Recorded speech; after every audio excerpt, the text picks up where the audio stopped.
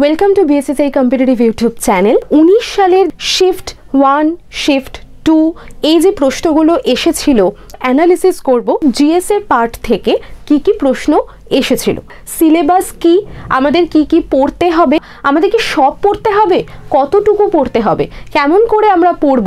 তো তোমরা সাথে থাকো, পড়তে হবে কারণ জিএস বলতে একটা হিউজ পোর্শন কিন্তু আমাদের পড়তে হয়। তার মধ্যে আমাদের হিস্ট্রি থাকে, জিওগ্রাফি থাকে, আমাদের কিছু অংশ পলিটি থাকে, ইকোনমিক্স থাকে এবং কারেন্ট অ্যাফেয়ার্স এবং জিকের পোর্শন তো থাকেই। তো আমাদের এই এত বড় জায়গাটা যে এইটুকু পড়লে আমার মূলত এতটা জায়গা কমপ্লিট হচ্ছে বা এতটা জায়গা আমি তৈরি করে নিতে পারছি। তো সেটাই মূলত আজকের ভিডিওর মূল ফোকাস হবে। আমরা মেন যে নোটিফিকেশন পিএসসি ক্লার্কশিপের সেখান থেকে যে সিলেবাস সেটাও দেখব, তার সঙ্গে সঙ্গে সেই সিলেবাস অনুযায়ী আমরা নিজেদের মতন করে একটা ছক করে নিয়েছি যে এই পোর্শনগুলো আমরা মেন ফোকাস করে পড়াশোনা শুরু করব। তো সেটাও আমি তোমাদের সামনে এনেছি। তো তোমরা একদম শুনতে থাকো, শুরুর থেকে আমাদের সঙ্গে থাকো, আমার সঙ্গে থাকো। আমরা এই ভিডিওটাতে পুরোটা দেখে নেব যে জিএস পার্ট থেকে আমাদের কি পড়তে হবে, কি ছাড়তে হবে, কতটুকু পড়বো, কি কি পোর্শন আমাদের কভার করতে হবে, সমস্তটা ডিটেইলে আমি এখানে আলোচনা করব। কারণ GS part is a very huge part এবং এটা আমাদের প্রায় 40% নাম্বার কিন্তু সংরক্ষণ করছে ক্লার্কশিপের এক্সামিনেশনে। ওকে, তো আমরা সেটা দেখে নেব এবং আমরা ধীরে ধীরে ভিডিওটার দিকে এগিয়ে যাই। তো দেখো, আমরা মূলত পার্ট 1 এক্সাম বলতে এখানে বোঝাতে চেয়েছে যেটা, সেটা হলো প্রিলিমিনারি এক্সামের কথা বলতে চেয়েছে। আমরা প্রাথমিকভাবে যে এক্সামটি দেব তার কথা বলতে চেয়েছে। সেখানে যে অবজেক্টিভ টাইপ প্রশ্নগুলো আসছে সেগুলোর সিলেবাস কি আমরা মূলত জিএস এর রেসপেক্টে সেটা দেখে নেব। ঠিক আছে, তো চলো শুরু করছি। এটা হচ্ছে আমাদের মেন নোটিফিকেশন, সেখান থেকে আমি তোমাদের সামনে এনেছি ওইটুকু পোর্শন যেটুকু আমাদের সিলেবাস সংক্রান্ত। ঠিক আছে, তো আমরা দেখতে পাচ্ছি সিলেবাস ফর দ্য এক্সামিনেশনে পার্ট 1-এ দেখো রয়েছে ইংলিশ, জেনারেল স্টাডি আর অ্যারিথমেটিক। তো ইংলিশ আর জেনারেল স্টাডি, ইংলিশ এবং অ্যারিথমেটিক এই দুটোকে আমরা যদি বাদ দিই এবং মেন ফোকাসে যদি এখন আমরা আপাতত জেনারেল স্টাডিটা রাখি, তো সেখানে আমাদের কি বলছে দেখো, matter of everyday observation including everyday science. অর্থাৎ আমরা দেখতে পাচ্ছি সায়েন্সের পার্ট রয়েছে, কিন্তু সায়েন্সের পার্টটা থেকে কি বলেছে না, আমরা প্রতিদিনের জীবনে যে সায়েন্সটাকে অ্যাপ্লাই করি, ওকে, অর্থাৎ অ্যাপ্লিকেবল সায়েন্স যেগুলো, সেইগুলো আমাদের মূলত কিন্তু এই সিলেবাসের অন্তর্গত। ঠিক আছে, তো সায়েন্স থেকে আমাদের কিন্তু প্রতিদিনের এভরিডে অবজারভেশন করছি আমরা যে জিনিসগুলো, সেইগুলো থাকছে। আর কি থাকছে, কারেন্ট ইভেন্টস থাকছে, মানে হলো কারেন্ট অ্যাফেয়ার্স থাকছে, এবং problem with special reference to India and elementary knowledge of Indian history and Indian geography. তো আমরা এখানে দেখতে পাচ্ছি ইন্ডিয়ান হিস্ট্রি এবং ইন্ডিয়ান জিওগ্রাফি, এই দুটো পয়েন্ট আমরা ক্লিয়ারলি বুঝতে পারছি। এখান থেকে কারেন্ট ইভেন্টস মানে কারেন্ট অ্যাফেয়ার্স, এটাও আমরা ক্লিয়ারলি বুঝতে পারছি। আর এখান থেকে সায়েন্সের ভাগটাও আমরা বুঝতে পারছি। তো বাকি যে পোর্শনটা রয়েছে দেখো, অর্থাৎ এই জায়গাটা থেকে এই জায়গা অবধি, সেটা কি বলতে চেয়েছে, সেটা হচ্ছে আমাদের মূলত ইভিএস, স্ট্যাটিক জিকে, এই পোর্শনগুলো মিলিয়ে একটা অংশ বা এই পোর্শনগুলো মিলিয়ে একটা পার্ট, যেখানে আমরা মূলত এই যে এভরিডে অবজারভেশন করছি সায়েন্সের, এবং এই সায়েন্সের যে টেকনোলজি ব্যবহার হচ্ছে যেগুলো, সেগুলো আমাদের এর মধ্যে পড়ছে। অর্থাৎ আমাদের কম্পিউটার এবং টেকনোলজির জায়গাটাও কিন্তু এর মধ্যে ঢুকছে। ঠিক আছে, আর কি ঢুকছে, কারেন্ট ইভেন্টস আর problems with special reference to India and elementary knowledge.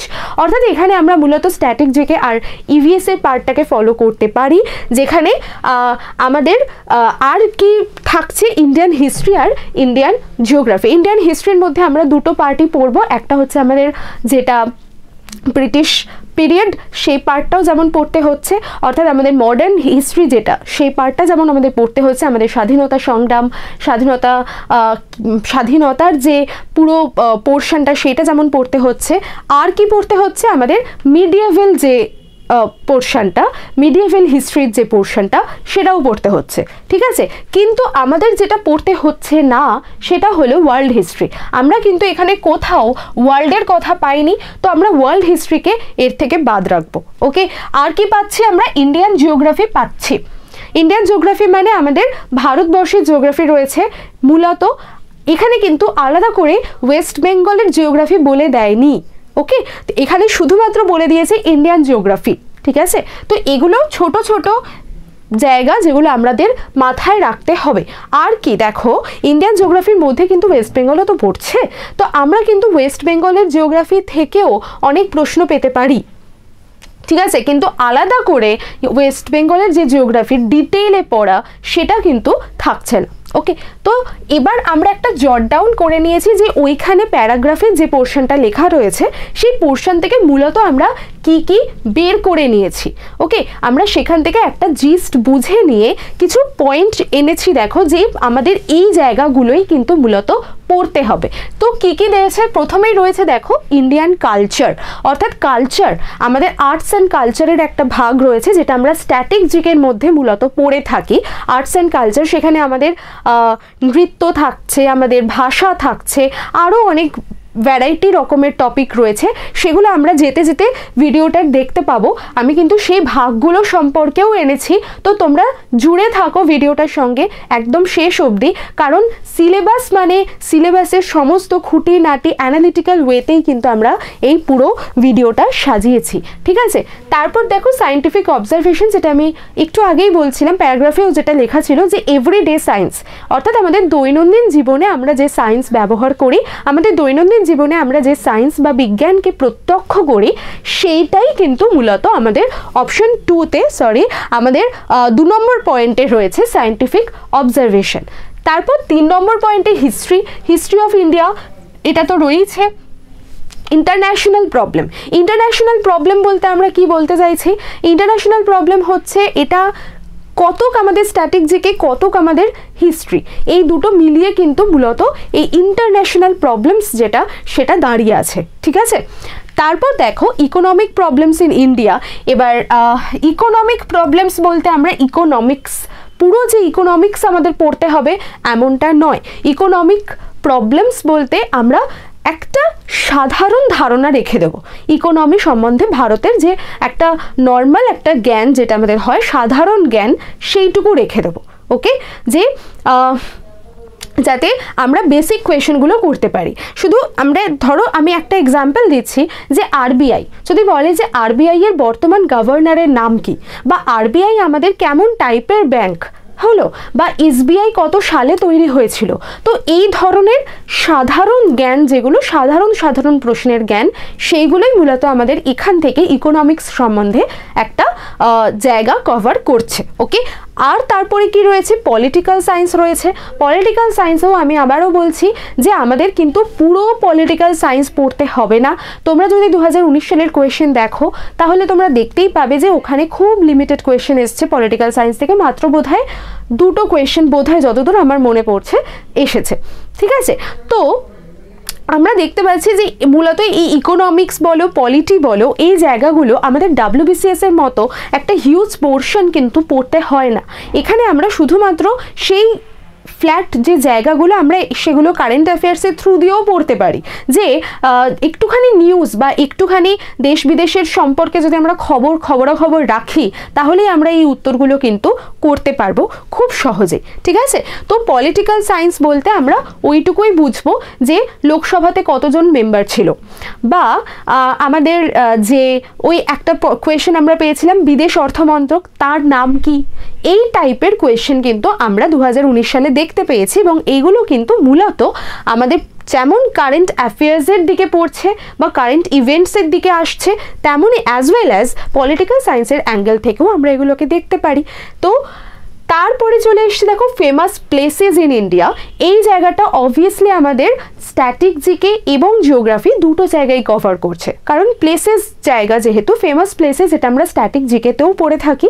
আবার কি যে এই জায়গাগুলোর অবস্থান, এই ধরনের কোয়েশ্চেনও কিন্তু আমরা 2019-এ দেখতে পেয়েছি যে একটা জায়গার নাম দিয়ে বলেছে যে এই জায়গাটি কোন জেলায় অবস্থিত বা এই জায়গাটি কোন নদীর ধারে অবস্থিত, এই ধরনের যে প্রশ্নগুলো এগুলো আমরা স্ট্র্যাটেজিকের অ্যাঙ্গেল দিয়েও দেখতে পারি, আবার আমরা জিওগ্রাফির অ্যাঙ্গেল দিয়েও দেখতে পারি। ঠিক আছে, তারপরে দেখো 8 নম্বরে কি বলেছে, about India and it's neighbouring countries, অর্থাৎ ইন্ডিয়া এবং ইন্ডিয়ার চারপাশে যে কান্ট্রিগুলো রয়েছে, ইন্ডিয়াকে ঘিরে যে কান্ট্রিগুলো রয়েছে তাদের জাস্ট একটা সাধারণ নলেজ, যে সেই কান্ট্রিগুলোতে ধরো ইন্ডিয়া কিছু এক্সারসাইজ করছে, ঠিক আছে, আমরা সামরিক মহড়া বলে থাকি। ওকে, তো সেটা আমরা কোন পার্টে পড়ি, কারেন্ট অ্যাফেয়ার্সের পার্টে পড়ি সামরিক মহড়া, বা ধরো কোনো সামিট হচ্ছে সেগুলো আমরা কারেন্ট অ্যাফেয়ার্সের পার্টে পড়ি। তো এইগুলোই মূলত কিন্তু আমাদের এই জায়গাতে পড়তে হবে, যে ইন্ডিয়ার সম্পর্কে আমরা ইন্ডিয়ান জিওগ্রাফি সম্বন্ধে যেমন পড়ছি, তার পাশাপাশি ইন্ডিয়া কিন্তু কাদের সঙ্গে এই ধরনের সামরিক মহড়া বা এক্সারসাইজ বা তোমার সামিট মিটিং এই ধরনের কাজগুলো করছে বা এই সমস্ত কাজে লিপ্ত আছে, বা কাদের থেকে অর্থ সাহায্য পাচ্ছে বা ইন্ডিয়া অর্থ সাহায্য দিচ্ছে, এক্সপোর্ট ইম্পোর্ট হচ্ছে, এই জায়গাগুলো মূলত আমাদের মেন ফোকাস করতে হবে। সেই কারণে এই পয়েন্টটা রাখা হয়েছে। তারপর দেখো বলেছে ওয়ার্ল্ড অর্গানাইজেশন।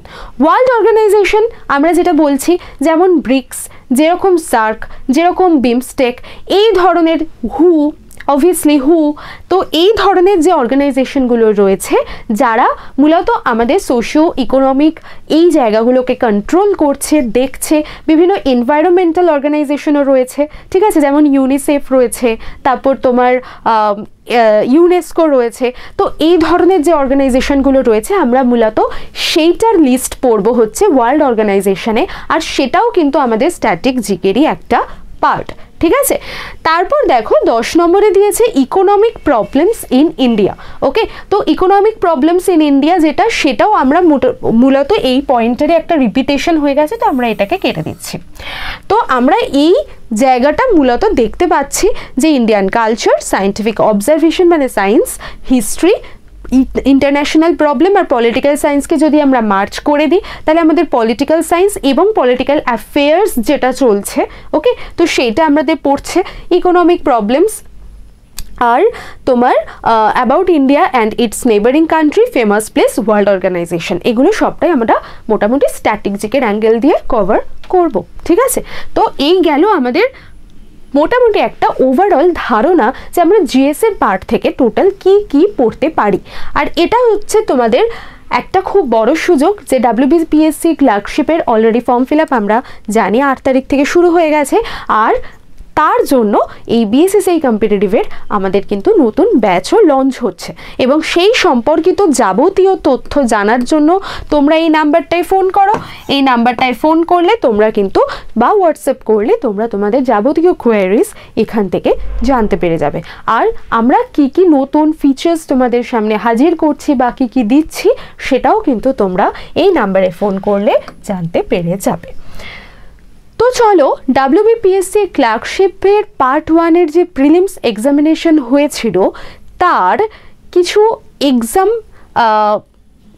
এটা 2019-এর নয়, এটা মূলত 2023-এর যে এক্সাম প্যাটার্ন যেটা পিএসসি মেন নোটিফিকেশনে দিয়েছে তার একটা টেবিল বলতে পারো এখানে রয়েছে, যেখানে আমরা দেখতে পাচ্ছি যে ইংলিশ থেকে টোটাল আমাদের 30টা কোয়েশ্চেন আসবে, 30 মার্কস থাকবে, জেনারেল স্টাডি থেকে 40টা কোয়েশ্চেনের জন্য 40 মার্কস থাকবে, অ্যারিথমেটিক থেকে 30টা কোয়েশ্চেনের জন্য 30 মার্কস থাকবে, আর টোটাল আমাদের তাহলে কতগুলো কোয়েশ্চেন হচ্ছে 100টা কোয়েশ্চেন, এবং 100টা কোয়েশ্চেনের জন্য 100টা মার্কস থাকছে, আর টোটাল আমাদের টাইমিং থাকছে 90 মিনিট, অর্থাৎ 90 মিনিটের মধ্যে আমাদের 1.5 ঘন্টার মধ্যে আমাদের কিন্তু পুরোটা শেষ করতে হবে। এইবার আমরা যদি শুধু জেনারেল স্টাডিজটাকে দেখে নিই তাহলে জেনারেল স্টাডিজ থেকে আমরা দেখতে পাচ্ছি টোটাল 40টা প্রশ্ন আসার কথা, history, geography, polity, economics, GK, current affairs মিলিয়ে সব মিলিয়ে আমাদের টোটাল 40টা প্রশ্ন আসবে। তো এই 40 নম্বর যাতে আমাদের ছাকা ওঠে তার জন্য আমাদের কিছু স্পেশালভাবে নিজেদেরকে তৈরি করতে হবে। আমাদের ওই সব কিছু গাঁতিয়ে মুখস্থ করে চলে গেলাম এমন করে পড়লে কিন্তু আমরা সত্যি পরীক্ষার হলে গিয়ে ঘাবড়ে যাবো, এবং কোথা থেকে কী প্রশ্ন এসছে আমরা কিছুই তার উত্তর করতে পারবো না। তাই জন্য আমাদের একটা খুব স্মার্ট ওয়েতে, খুব মেপে ঝুপে, একটুখানি সুন্দর একটা কাটিংয়ে পড়াশোনাটা করতে হবে, ঠিক আছে? তো এটা চাকরি পাওয়ার পরীক্ষা বস, এটাই কিন্তু হাইয়েস্ট মার্কস পাওয়ার পরীক্ষা নয় যে আমি খুব বেশি জেনে গেলাম, খুব বেশি নলেজ আমার, আর আমি সেখানে পরীক্ষার হলে গিয়ে দেখিয়ে এলাম যে আমি কত জানি, এরকম কিন্তু ব্যাপারটা নয়। সে ব্যাপারটা তোমরা কোথায় দেখাবে? যখন তোমরা প্রিলিমিনারি পাস করে যাবে, রিটেন এক্সাম দেবে, সেখানে গিয়ে তোমরা দেখাতে পারো তোমাদের নলেজ। কিন্তু প্রিলিমিনারি এক্সামিনেশনে সবাই সমান, সেখানে অবজেক্টিভ টাইপ কোশ্চেন আসবে, সেখানে কিন্তু আমাদের এই 40টার মধ্যে 40টাই আনসার করে যেতে হবে, যাতে আমরা এই 40% টোটালি আমরা সঠিক করে আসতে পারি। তাহলে 100-র মধ্যে যদি আমরা 40 মার্কস এখান থেকেই তুলে ফেলি, আর বাকি আমি ধরে নিলাম 30, আর এখানে পড়ে থাকছে 30, এই 30 থেকে আমাদের অ্যারিথমেটিকও যদি আমরা খুব ভালো করে প্র্যাকটিস করে যাই, তাহলে এখান থেকেও 30 মার্কস তোলা আমাদের পক্ষে কোনো ব্যাপার নয়। যারা ইংলিশে ভালো তারা ইংলিশ থেকেও 30 মার্কসের মধ্যে অন্তত আমি ধরে নিচ্ছি 25 তো তুলবে। 25 থেকে 27 নম্বর মার্কস ইংলিশ থেকেও তারা তুলতেই পারে। যারা ইংলিশে একটু ভালো তারা কিন্তু এটা তুলতেই পারে। তো টোটাল আমাদের কাট অফটা কতটা হাই হয়ে যাচ্ছে তোমরা নিশ্চয়ই বুঝতে পারছো। যেহেতু 2019-এর পরে 2023-এ পরীক্ষা হবে, তো এতগুলো বছর মাঝে পরীক্ষা হয়নি, তার জন্য প্রচুর স্টুডেন্ট কিন্তু নিজেদেরকে সেই মতনভাবে প্রিপেয়ার অলরেডি করে নিয়েছে, এবং তারাও কিন্তু তোমাদের সঙ্গে, যারা এবছর নতুন পরীক্ষা দেবে তাদের সঙ্গেই কম্পিট করবে। সুতরাং আমাদেরকে কিন্তু তাদের লেভেলে পৌঁছাতে হবে। আর তাদের লেভেলে আমরা কেমন করে পৌঁছাবো? আমাদের স্মার্ট ওয়ার্ক করতে হবে। হার্ড ওয়ার্ক অবভিয়াসলি করো, কিন্তু হার্ড ওয়ার্কের থেকেও যেটা জরুরি সেটা হচ্ছে স্মার্ট ওয়ার্ক, আর সেইভাবেই আমাদের পড়তে হবে। আমরা সব কিছু পড়ে গেলাম, তারপরে কি কিছুই আনসার করে আসতে পারলাম না, সব গুলিয়ে ফেলো, এরম করলে হবে না। তারপর দেখো WPPSC ক্লার্কশিপের যে প্রিলিমস এক্সাম হয়েছিল, যেটা আমি বলছি পার্ট 1-এর 2019-এর, সেখান থেকে আমি একটা টেবিল এনেছি তোমাদের, যে কোন চ্যাপ্টার থেকে কতগুলো প্রশ্ন এসেছিল। তো তোমরা দেখতে পাচ্ছ EVS থেকে মাত্র একটা প্রশ্ন এসেছিল, ঠিক আছে? EVS থেকে মাত্র একটা প্রশ্ন এসেছে, হিস্ট্রি থেকে 7খানা প্রশ্ন এসেছে, জিওগ্রাফি থেকে 2টো, জিকে থেকে দেখতে পাচ্ছ তোমরা, আমাকে আর নতুন করে কিছু বলে দিতে হবে না যে 21খানা প্রশ্ন এসেছিল। এটা শিফট 1-এর কথা বলছি। শিফট 2 থেকে টোটাল 25টা প্রশ্ন এসেছিল। বোঝা যাচ্ছে? তাহলে জিকে কতখানি জায়গা রাখছে? এই 40 নম্বরের মধ্যে 25টা প্রশ্ন যদি জিকে থেকেই এবং কারেন্ট অ্যাফেয়ার্স এই দুটো মিলিয়েই যদি আসে, এইটাকেও আমরা যদি অ্যাড করি, তাহলে আমার 27টা দাঁড়াচ্ছে টোটাল। ওকে, তাহলে আমরা দেখতে পাচ্ছি যে 30-এর কাছাকাছি আমরা কিন্তু টোটাল 40-এর মধ্যে 30-এর কাছাকাছি 25 থেকে 30 নাম্বার আমরা জিকে এবং সিএ থেকেই পাচ্ছি। ওকে, তো এটা আমরা মাথায় রেখে একটু এগোবো। তারপর পলিটি থেকে আমাদের 3টে প্রশ্ন এসছে, ইকোনমিক আর সায়েন্স থেকে কোনো প্রশ্নই আসেনি, ইংলিশ থেকে 30টা, ম্যাথ থেকে তো 30টা এসেইছে, সেটা আমরা জানি। তাহলে আমাদের টোটাল কিন্তু আমরা এতদূর পর্যন্ত যদি দেখি,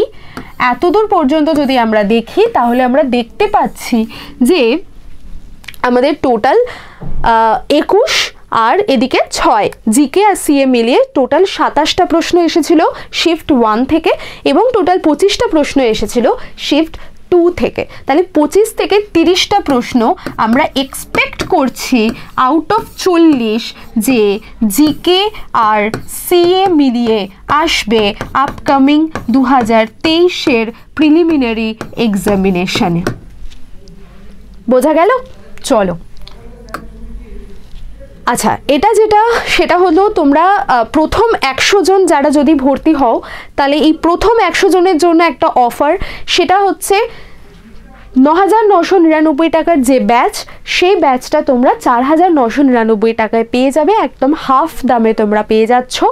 তো তোমরা যদি ইন্টারেস্টেড হও তাহলে ইমিডিয়েটলি কল করো, কারণ সিট সংখ্যা কিন্তু লিমিটেড, ঠিক আছে? তো এই নাম্বারটা যেটা দিয়ে দেওয়া রয়েছে স্ক্রিনে, এই নাম্বারে তোমরা সত্বর যোগাযোগ করো যদি তোমরা ভর্তি হতে ইন্টারেস্টেড হও। এবার আমি যে পোর্শনটা এনেছি সেটা হলো জিকের যে সিলেবাস। আমরা দেখতে পেলাম জিকে থেকে কতগুলো প্রশ্ন আসছে। আমরা যদি হিস্ট্রি জিওগ্রাফি নাও পড়ে যাই, আমরা জিকে থেকেই টোটাল 40-এ 30 নম্বর আনসার করে আসতে পারবো, এমনভাবেই আমাদেরকে প্রিপারেশনটা নিয়ে যেতে হবে, ঠিক আছে? তো আর্টস অ্যান্ড কালচার প্রথমেই আসছে, আমি যেটা বলেছিলাম ইন্ডিয়ান কালচার। ইন্ডিয়ান কালচার বলে একটা টপিক ছিল, দেখো একদম মনে করে দেখো, শুরুতে আমি বললাম, তো সেটাই হচ্ছে আর্টস অ্যান্ড কালচার, যেটা আমাদের জিকের মধ্যে সব থেকে গুরুত্বপূর্ণ একটি জায়গা, কারণ এখান থেকে অনেক প্রশ্ন আসে, এখান থেকে প্রচুর প্রশ্ন আসার সম্ভাবনা ক্ষুদ্র ক্ষুদ্র ক্ষুদ্রভাবে অনেক রয়েছে। কি কি রয়েছে দেখো, ফোক ডান্স তো রয়েছে, অর্থাৎ ডান্সের দিক থেকে আমরা দুটো জায়গা পাচ্ছি, একটা ফোক ডান্স আর একটা হলো ক্লাসিক্যাল ডান্স। এই টোটাল জায়গাটা আমরা ডান্স গ্রুপ থেকে পাচ্ছি, ঠিক আছে? মিউজিক গ্রুপ থেকে আমরা পাচ্ছি ফোক মিউজিক। ওকে, ফোক মিউজিক বলতে আমাদের আঞ্চলিক যে মিউজিক সেটার কথা বলা হচ্ছে, ঠিক আছে? আঞ্চলিক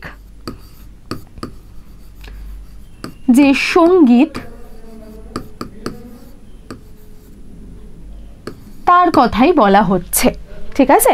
তো আমরা দেখতে পাচ্ছি ফোক ডান্স, ক্লাসিক্যাল ডান্স আমাদের ডান্সের মধ্যে পড়ছে, ফোক মিউজিক যেটা আঞ্চলিক সঙ্গীতের মধ্যে পড়ছে, ফেস্টিভ্যাল এবং ফেয়ার এটাও ভীষণ ইম্পর্ট্যান্ট। কি কি ফেস্টিভ্যাল হয়, কোন কোন জায়গায় কি ধরনের উৎসব আমরা পালন করে থাকি, তো সেই উৎসব এবং মেলা এই জায়গাটা আমাদের পড়ছে স্ট্যাটিক জিকের আর্টস অ্যান্ড কালচারের মধ্যে। আর কি পড়ছে, ইনস্ট্রুমেন্টালিস্ট, অর্থাৎ যারা ইনস্ট্রুমেন্ট বাজান, অর্থাৎ সেতার, সরোদ, বাঁশি, তবলা এই ধরনের ইনস্ট্রুমেন্টগুলো যারা বিখ্যাত বিখ্যাত মানুষ রয়েছেন বাজান, তাদের সম্বন্ধে আমরা কোথায় পড়ব, ইনস্ট্রুমেন্টালিস্টে আমরা পড়ব। আর কি পড়ব, ফেমাস যে পেন্টিং এবং পেন্টার্স সেইটা আমরা পড়ে নেব, ঠিক আছে? তো আমরা মূলত কিন্তু ভারত এবং ওয়েস্ট বেঙ্গলকে ফোকাস করেই পড়ব, আমাদের খুব বেশি বাইরের নলেজ এখানে রাখবো না, কারণ আমরা যদি কোয়েশ্চেন প্যাটার্ন ফলো করি তাহলে দেখব যে ভারত এবং আমাদের ওয়েস্ট বেঙ্গলের মধ্যে থেকেই ম্যাক্সিমাম এই টাইপের কোয়েশ্চেনগুলো আর্টস অ্যান্ড কালচারের দিক থেকে, অ্যাঙ্গেল থেকে যে প্রশ্নগুলো, যেরকম সাহিত্যের দিক থেকে প্রশ্ন এসেছে, ঠিক আছে? বা ধরো তোমাদের ভাস্করের দিক থেকে প্রশ্ন একটা এসেছিল 2019-এ, যে কোনজন ভাস্কর নন, ঠিক আছে? তো এই ধরনের যে প্রশ্নগুলো এসেছিল, তো সেগুলো আমরা মূলত এই আর্টস অ্যান্ড কালচারের মধ্যেই কিন্তু দেখতে পাবো, ঠিক আছে? তাহলে আমরা দেখতে পাচ্ছি dance, music, painting, instrument are festival fair আমরা মূলত আর্টস অ্যান্ড কালচারের মধ্যে দেখতে পাচ্ছি। আচ্ছা, এটা হচ্ছে সেই নোটিফিকেশন যেখানে তোমরা যদি ভর্তি হও আমাদের ক্লার্কশিপের ব্যাচে, যেটা আমাদের বিএসএসসিআই এর কম্পিটিটিভের যে নতুন ব্যাচ শুরু করছে WBPSC ক্লার্কশিপ, সেখানে যদি তোমরা ভর্তি হও তোমরা কি কি সুযোগ সুবিধা পাবে তারই একটা নজর এখানে দিয়ে দেওয়া হয়েছে। এছাড়াও তোমরা ডিটেইলে জানতে হলে ফোন করে জানতেই পারো। তো চলো এবার আমরা চলে যাচ্ছি 2 নম্বর, 3 নম্বর এবং 4 নম্বর যে পয়েন্ট রয়েছে সেখানে। 2 নম্বর পয়েন্টে রয়েছে books and author. Books and অথরে আমরা কি পড়ব? বুকস অ্যান্ড অথরে মূলত আমাদের স্ট্যাটিক জিকে ধরে যদি আমরা কভার করি তাহলে আমরা দেখতে পাবো যে বুকস অ্যান্ড অথরের মধ্যে রয়েছে তোমার কিছু লেখকের নাম থাকবে, বিখ্যাত বিখ্যাত বাংলার কিছু সাহিত্যিকের নাম থাকবে এবং তারা কি কি বই লিখেছেন সেই নামগুলো থাকবে। যেরকম তোমাদের একটা প্রশ্ন এসেছিল অশনি সংকেত বইটি কার লেখা, এরম টাইপের প্রশ্ন তোমরা বুকস অ্যান্ড অথর থেকে পাবে। এবার এই বুকস অ্যান্ড অথরকে যদি আমরা কারেন্ট অ্যাফেয়ার্সের দিক থেকে দেখি তাহলে আমরা কিরম টাইপের প্রশ্ন পাবো না, সাহিত্যের নোবেল পুরস্কার কে পেয়েছেন, হলো কোন বইটার জন্য তিনি নোবেল পুরস্কার পেয়েছেন, এরম টাইপের যে প্রশ্ন সেই বুকস অ্যান্ড অথরের প্রশ্ন আমরা কারেন্ট অ্যাফেয়ার্সের অ্যাঙ্গেল থেকেও পেতে পারি, ঠিক আছে? বা কোন বইয়ের জন্য তিনি সাহিত্য একাডেমি পুরস্কার পেয়েছেন, এই টাইপের প্রশ্নগুলো আমরা বুকস অ্যান্ড অথর থেকে পেয়ে যাব। ওকে, তারপর দেখো অ্যাওয়ার্ড আর অনার্স। অ্যাওয়ার্ড অনার্সও একটা খুব খুব খুব ইম্পর্টেন্ট জায়গা। অ্যাওয়ার্ড অনার্সের মধ্যে তোমরা দেখতে পাচ্ছ নোবেল থেকে প্রশ্ন এসেছিল, কতগুলো প্রশ্ন এসেছিল আমাদের নোবেল থেকে 2019-এর শিফট 2-তে, ঠিক আছে? প্রায় তিনটে প্রশ্ন না 4টে প্রশ্ন নোবেল থেকে এসেছিল। তো আমরা দেখতেই পাচ্ছি বুকস অ্যান্ড অথর আর অ্যাওয়ার্ড অনার্স এই দুটো জায়গা ভেরি ভেরি ইম্পর্টেন্ট জায়গা। ওকে, তারপরে চলে আসছে প্রোটেক্টেড এরিয়া। তার মধ্যে আমাদের মানে প্রোটেক্টেড এরিয়া বলতে আমরা কি বলতে চাইছি না সংরক্ষিত এলাকা। ওকে, সংরক্ষিত এলাকা যেগুলো আমাদের ইউনেস্কো দ্বারা ওয়ার্ল্ড হেরিটেজ সাইট হয়েছে, ইউনেস্কো থেকে ম্যাবের আন্ডারে পড়ছে কিছু এলাকা, এবং ওয়াইল্ড লাইফ স্যাংচুয়ারির আন্ডারে পড়ছে, টাইগার রিজার্ভ, এই ধরনের যে জায়গাগুলো রয়েছে যেমন national park, wildlife sanctuary, tiger reserve, biosphere reserve, bird sanctuary, Ramsar site, এই ধরনের যে জায়গাগুলো রয়েছে। রামসার সাইট মূলত হয়ে যাচ্ছে আমাদের জলাভূমি সংরক্ষণের জায়গা। ঠিক আছে, জলাভূমি সংরক্ষণের জায়গাটা আমাদের রামসার সাইটে পড়ছে। বার্ড স্যাংচুয়ারি আমাদের পাখিদের সংরক্ষণ, বায়োস্ফিয়ার রিজার্ভ মানে যেখানে পাখি, পশু, উদ্ভিদ, মানুষ, সমস্ত প্রাণী জগৎ, উদ্ভিদ জগৎ তাদের একটা ভারসাম্য বজায় থাকছে, সেই জায়গাটাকে আমরা বায়োস্ফিয়ার রিজার্ভ বলছি। টাইগার রিজার্ভ মানে যে জায়গাগুলোকে শুধুমাত্র বাঘকে সংরক্ষণ করার জন্য প্রোটেক্টেড করে দেওয়া হয়েছে সেই জায়গাটা। ওয়াইল্ড লাইফ স্যাংচুয়ারি তোমরা বুঝতেই পারছো, পুরো বন্য প্রাণী, বন্য জন্তু, জানোয়ার সবাইকে সেখানে একটা অভয়ারণ্য, একটা তাদেরকে শান্তিতে যারা থাকতে পারে, তাদের যাতে ন্যাচারাল একটা আপগ্রোয়িং হয়, সেইখানে আপব্রিঙ্গিং হয়, সেইখানে আমরা নজর দিচ্ছি। আর ন্যাশনাল পার্ক মানে জাতীয় উদ্যানের জায়গা, এগুলো তোমরা দেখতেই পাচ্ছ। প্রোটেক্টেড এরিয়া থেকে আমি বলছি না যে আসবে না, তবে যদি আসে তাহলে এই টাইপের প্রশ্ন আসতে পারে যে আমরা বলে দিলাম সুন্দরবন। ঠিক আছে, তাহলে সুন্দরবনকে কবে ন্যাশনাল পার্ক করা হয়েছে, সুন্দরবনকে কবে বা ওয়াইল্ড লাইফ স্যাংচুয়ারি করা হয়েছে, সুন্দরবন কবে টাইগার রিজার্ভ হয়েছে, এই ধরনের প্রশ্নগুলো কিন্তু ওয়েস্ট বেঙ্গলকে ঘিরে আসতেই পারে। ঠিক আছে, তো সেই অ্যাঙ্গেল থেকে আমরা প্রোটেক্টেড এরিয়াটাকে তৈরি করব। ওকে, তারপর দেখো আমরা চলে যাচ্ছি 5 নম্বরে, যেখানে কান্ট্রি, ক্যাপিটাল আর কারেন্সি নিয়ে আমাদেরকে জানতে হবে। অর্থাৎ গুরুত্বপূর্ণ যে কান্ট্রিগুলো রয়েছে, বিশেষ করে আমরা একটা পয়েন্ট পড়েছিলাম, মনে আছে? India and its neighbouring country.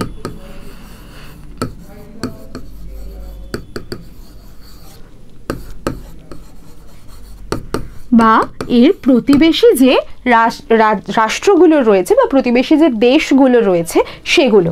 তো আমাদের মূলত এই নেবারিং কান্ট্রি বা প্রতিবেশী দেশ যেগুলো রয়েছে তাদের ক্যাপিটাল আর কারেন্সি একটু দেখে যেতে হবে। কারেন্সি ধরে প্রশ্ন আমি বলবো না যে খুব বেশি আসে, খুব বেশি হয়তো আসে না, কিন্তু যদি পিএসসি চায় তাহলে কিন্তু একটু ট্রেন্ড পাল্টে কারেন্সি দিয়ে প্রশ্ন দিতেও পারে। কারণ এখন যেটা WBPSCর একটা ট্রেন্ডে এসেছে সেটা হচ্ছে WBCS এক্সামিনেশনে কারেন্সি দিয়ে প্রচুর প্রশ্ন আসছে। ঠিক আছে, এবার আমরা ধরে নিতে পারি যে WBCS-এ যদি কারেন্সি নিয়ে এত প্রশ্ন আসে ওখানে হয়তো লেভেলটা আলাদা হচ্ছে, কিন্তু এখানে হয়তো লেভেলটাকে একটু কমিয়ে দিয়ে কারেন্সি দিয়ে একটা দুটো কোয়েশ্চেন ওরা দিয়ে দিতেই পারে, যে স্টুডেন্টরা কেমনভাবে তৈরি করছে প্রতিবেশী রাষ্ট্র সম্পর্কে, তারা কতটা নলেজ রাখছে। কারণ এখন যেহেতু আমাদের সোশ্যাল মিডিয়া, বিশেষ করে 2020 সালের পর থেকে সোশ্যাল মিডিয়া এতটাই আমাদের কাছে সহজলভ্য হয়ে গেছে, বিশেষ করে 2020 এই প্যান্ডেমিকের পরে, তো সেই কারণে অন্য দেশের কারেন্সি, অন্য দেশের ক্যাপিটাল, এগুলো কিন্তু আমরা স্টুডেন্টরা যারা রয়েছি তারা কিন্তু সহজেই অ্যাওয়্যার থাকি। ঠিক আছে, আমরা এইগুলো আমরা জানি। তো সেই কারণে যে দেশগুলো আমাদের খুব নিউজে রয়েছে, আমরা সেই দেশগুলো থেকেই মূলত এই তোমার রাজধানী আর কারেন্সির জায়গাটা তৈরি করব।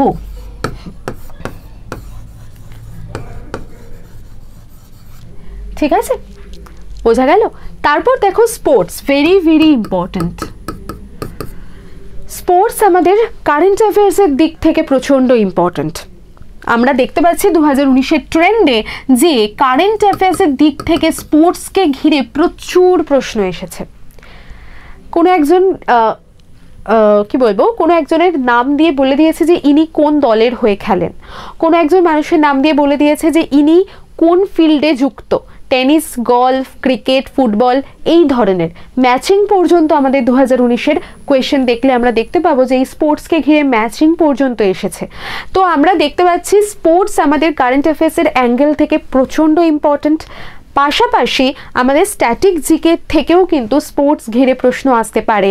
বলতে পারে যে অলিম্পিক্স খেলা কবে থেকে শুরু হয়েছিল, বা কমনওয়েলথ গেমস যেটা এসেছে যে কমনওয়েলথ গেমস ভারতে কত সাল থেকে শুরু হয়েছিল। তো এই ধরনের প্রশ্নগুলো আমরা স্ট্যাটিক জিকে থেকেও কিন্তু পেতে পারি স্পোর্টস রিলেটেড। তারপর দেখো ইম্পর্টেন্ট ইনস্টিটিউশন। ইম্পর্টেন্ট ইনস্টিটিউশন বলতে আমরা যেটা বলছি, মোটামুটি ইম্পর্টেন্ট ইনস্টিটিউশনের মধ্যে আন্ডারে আমরা একটু যদি কারেন্ট অ্যাফেয়ার্স রিলেটেড দেখি তাহলে পরে ধরো আইআইটি আমাদের কি কি জায়গার মানে কি সঙ্গে এটা জড়িয়ে আছে, আমাদের যে সমস্ত সায়েন্টিফিক আবিষ্কারগুলো হচ্ছে বা আমাদের তার কোনো এখন যেটা নিউজে রয়েছে যে কোন আইআইটির একটা বিল্ডিং বা কোন আইআইটির একটা ক্যাম্পাস বাইরের দেশে তৈরি হচ্ছে, তানজানিয়াতে তৈরি হচ্ছে। তো এই ধরনের যে জায়গাগুলো আমরা ইম্পর্টেন্ট ইনস্টিটিউশন থেকে দেখে নিতে পারি, ইসরো দেখে নিতে পারি। তো ইনস্টিটিউশন বলতে মূলত এই অর্গানাইজেশনগুলোকে এখানে বোঝাতে চেয়েছে। এছাড়াও ইনস্টিটিউশনের মধ্যে আরও কিছু পড়তে পারে, এনআইআইটি পড়তে পারে, এনআইআইটি ঘিরে বোধহয় একটা প্রশ্ন এসেছিল। তো এই ধরনের জায়গাগুলো আমরা ইম্পর্টেন্ট ইনস্টিটিউশন থেকে দেখে নেব, ঠিক আছে। তারপর দেখো সুপারলেটিভস বলতে বোঝাতে চেয়েছে যে highest, largest, longest, shortest, smallest এই জায়গাগুলো বোঝা গেল। অর্থাৎ সব থেকে উচ্চতম শৃঙ্গ কোনটা, সব থেকে দীর্ঘতম নদী কোনটা, সব থেকে বৃহত্তম ক্রিকেট স্টেডিয়াম কোনটা, এই ধরনের প্রশ্নগুলো আমরা কোথা থেকে করব, আমরা সুপারলেটিভস থেকে করব। বোঝা গেল। তো টোটাল কিন্তু আমরা দেখতে পাচ্ছি যে এই টাইপের প্রশ্নগুলোই আমাদেরকে তৈরি করে নিতে হবে এই টপিকগুলোকে ঘিরে। তো আমরা ম্যাথ, রিজনিং, জিকে এই ধরনের একাধিক বিষয়ের ক্লাস যদি সম্পূর্ণ বিনামূল্যে করতে চাই, যেমন আমরা করছি, তাহলে আমাদের সঠিক যে ঠিকানা সেটি হলো বিএসএসআই কম্পিটিটিভ চ্যানেল, এবং সেই ইউটিউব চ্যানেলটিকে তোমরা সাবস্ক্রাইব করে দাও। যারা নতুন দেখছো এই ভিডিওটা তারা প্লিজ সাবস্ক্রাইব করে দাও, কারণ এখানে কিন্তু প্রত্যেকটি বিষয়ের ক্লাস তোমাদের হাতে ধরে শেখানো হবে। তোমরা নিজেদেরকে সেইভাবে তৈরি করতে পারবে, এবং তোমাদের প্রত্যেকটি বিষয়ের যে মক টেস্ট, সেই মক টেস্ট তোমরা আমাদের এই টেলিগ্রাম চ্যানেলে যুক্ত হয়ে গিয়ে সেটাও দিতে পারবে, ঠিক আছে। টাইমিং দিয়ে দেওয়া রয়েছে, কোন কোন সাবজেক্টের মক টেস্ট হবে সেটাও বলে দেওয়া হয়েছে। শুধু আমরা সময়ে যাব, টেলিগ্রাম চ্যানেলে যুক্ত হব, আমরা পরীক্ষা দেব, রেজাল্ট নেব, চলে আসব। Smart work. চলো এরপর চলে আসছে আমাদের লাস্ট 3টে point. First in Indian male and female. এটার ক্ষেত্রে বলতে চেয়েছে যে আমাদের প্রথম কে কি হয়েছিলেন, অর্থাৎ প্রথম গভর্নর কে ছিলেন, ফার্স্ট গভর্নর কে ছিলেন, প্রথম প্রতিষ্ঠা কে করেছিলেন। ধরে নাও আইএনসি বা ইন্ডিয়ান ন্যাশনাল কংগ্রেসের প্রথম যিনি এস্টাবলিশ করেছিলেন তার নাম কি। এই ধরনের যে প্রশ্নগুলো আমরা কিন্তু সেগুলো এইখানে দেখে নিতে পারবো। অবভিয়াসলি বেশি ইম্পর্টেন্ট যেটা সেটা হলো ফিমেল, অর্থাৎ এরকম প্রশ্ন কিন্তু দিতেই পারে যে আইএনসিতে প্রথম মহিলা যিনি প্রেসিডেন্টশিপ করেছিলেন তার নাম কি, ঠিক আছে। প্রথম মহিলা, প্রথম ভারতীয় মহিলা কবে, মানে কে এভারেস্টে উঠেছেন, এই ধরনের প্রশ্নগুলো কিন্তু আমরা এই ফার্স্ট ইন ইন্ডিয়া এই জায়গা থেকে করে নিতে পারবো।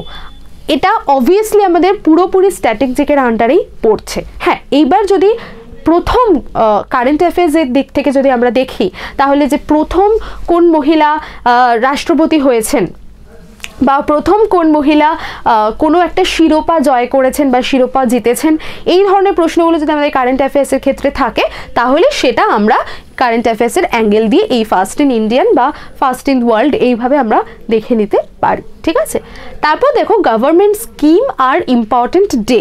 ইম্পর্টেন্ট ডে যেটা, সেটা হচ্ছে আমি যেটা তোমাদের আগে আমার ক্লাস যদি আগে দেখে থাকো তাহলে দেখতে পাবে ইম্পর্টেন্ট ডে এবং তার থিম, এই ঘিরেই আমাদের মূলত এই দুটো জিনিসই আমাদের দেখে নিতে হয় যে কোন দিবস আমরা পালন করে থাকি এবং সেই দিবসের যদি কোনো থিম আমাদের সরকার থেকে ঘোষণা করে থাকে, সেটা আমাদের ভারত সরকার হতে পারে বা আমাদের ওয়ার্ল্ড থেকেও হতে পারে, কোনো ইন্টারন্যাশনাল ডে হলে সেটা আমাদের ওয়ার্ল্ড থেকে ঘোষণা হবে। তো এই ধরনের থিমগুলো যেগুলো আমরা এখান থেকে কিন্তু পড়ে নেব। ওকে, আর থিম আমরা মূলত 2022 থেকে 2023 এইটুকু জায়গায় ফলো করব। হ্যাঁ, আর যেহেতু পরীক্ষাটা আমাদের 2024-এ হবে, তাই পরীক্ষা যতদিন হচ্ছে না তার আগে পর্যন্ত আমাদের যে ডেগুলো আমরা অতিবাহিত করব সেই ইম্পর্টেন্ট ডেগুলোর থিমও আমরা দেখে যাব। ঠিক আছে, তারপর গভর্নমেন্ট স্কিমের কথা যদি আমরা বলি, তাহলে সেক্ষেত্রে যে কোন স্কিম চালু করছে সেই ধরনের প্রশ্ন কিন্তু আমাদের আসতে পারে। যেরকম আমাদের পথশ্রী, রাস্তাশ্রী, ওকে, কন্যাশ্রী, এই ধরনের স্কিমগুলো যেগুলো ওয়েস্ট বেঙ্গল গভর্নমেন্টের রয়েছে, এই এইগুলো থেকেই যদি আমাদের প্রশ্ন আসে তাহলে যাতে আমরা সঠিকভাবে দিতে পারি সেগুলোই আমাদের গভর্নমেন্ট স্কিমের মধ্যে পড়বে এবং এটাও কিন্তু আমাদের স্ট্যাটিক জিকেরই একটা পার্ট। ঠিক আছে, তো এই গেল টোটাল তোমাদের জিকে এবং সিএ নিয়ে সিলেবাস সংক্রান্ত আলোচনা। এর বাইরে একটা পয়েন্টও আসবে না। আমি আবারও বলছি, এই সিলেবাস যেটা আমি তোমাদের কাছে ছক করে দিলাম, এর বাইরে কিন্তু কোনো পয়েন্ট আসবে না। এর বাইরে কিছু আসতেই পারে না, কারণ এর বাইরে আর কিছু নেই। সিম্পল কথা। তো আমাদের যখন কিছু আমরা কোয়েশ্চেন পড়ব, কোনো নিউজ পড়ব, কোনো আর্টিকেল পড়ব, আমরা যাই পড়ব না কেন আমরা মূলত এই ছকের মধ্যে ফেলে পড়ব। আমরা যদি কোনো আর্টিকেল পড়ি, আমরা ধরো নোবেল পুরস্কার নিয়ে একটা আর্টিকেল পড়ছি, তো একটা আর্টিকেল যখন আমরা নিউজ পেপারে পড়বো নোবেল পুরস্কার নিয়ে, আমরা সেখান থেকে কি কি জায়গা দেখে নেব না, এই নোবেল পুরস্কার কবে থেকে প্রথম দেওয়া শুরু হয়েছিল, কারা প্রথম পেয়েছিলেন, প্রথম ভারতীয় যারা পেয়েছিলেন তারা কারা, কত সালে পেয়েছিলেন, কি বিষয়ে পেয়েছিলেন নোবেল পুরস্কার, কি কি বিষয়ে দেয়া হয়ে থাকে, এই যে জায়গাগুলোই আমাদেরকে এইভাবে যে ছকগুলো আগে দিলাম আমি ওইখানে পয়েন্ট করে করে বসিয়ে দিতে হবে। ফার্স্ট ইন ইন্ডিয়াতে আমরা ওইভাবে পড়ব যে প্রথম কারা নোবেল পুরস্কার পেয়েছেন, অ্যাওয়ার্ডসে আমরা নোবেল পুরস্কার পড়ব যে এটা কত সাল থেকে প্রথম দেয়া হচ্ছে, এইভাবেই আমরা ভাগ করে করে পড়ব। তাই জন্যই এই ভাগটা পুরো সিলেবাসটা তোমাদের সামনে আমি হাজির করলাম। ঠিক আছে, আশা করি তোমরা খুব উপকার পাবে আমার এই একটা অ্যানালিটিক্যাল ভিডিওতে, কারণ এটা সত্যি খুব সমস্ত কোয়েশ্চেন দেখে এবং তাদের সিলেবাস প্যাটার্ন দেখে, তাদের কোয়েশ্চেন প্যাটার্ন দেখে এইটা বানানো। তো এইটাতে আশা করি স্টুডেন্টরা খুবই উপকৃত হবে। তো এইভাবেই তোমরা পড়াশোনাটা চালিয়ে যাও। ওকে, ভালো করে পড়াশোনা করো। আর আমাদের ব্যাচ যদি জয়েন করতে চাও তাহলে যে ডেসক্রিপশন বক্সে নাম্বার দেওয়া রয়েছে সেই নাম্বারে তোমরা কল করে নিতে পারো। অল দ্য বেস্ট, ভালো করো, পড়াশোনা করো।